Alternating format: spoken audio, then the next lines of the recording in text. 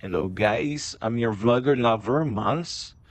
Ay, buhay abroad nga naman. Kapag nasa abroad ka, sabi nila, wow, siguro dami mo ng pera na. Kapag sinabi mo wala, hindi pa sila maniniwala. Kapag lumapit sila sa iyo at hindi ka nakatulong, ikaw pa ang masama. Ikaw na daw mayabang porket nakapag-abroad ka lang. Ang hindi nila alam, na-resibo na lang ang hawak mo. Ang mga kamay mo, puno na ng kalyo dahil sa hirap ng trabaho. Hindi lang hirap ang mararanasan mo, kundi sakit. Sakit na ikaw lang mismo ang gagamot sa sarili mo. Kahit na sobrang sama ng pakiramdam mo, pipilitin mo bumangon para asikasuhin ang sarili mo. Magluto na kakainin mo para lang gumaling ka kagad.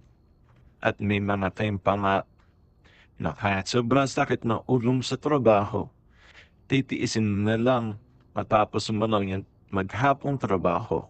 Akala kasi ng iba, masarap ang buhay namin dito sa abroad.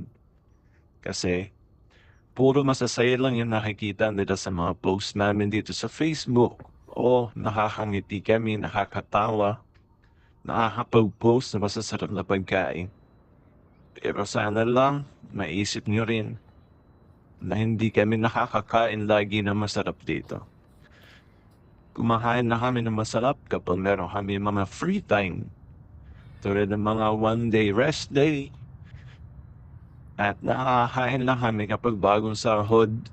Nakakain kami ng masarap dahil deserve din naman namin na kumain mula sa atas na aming pinagpaguran.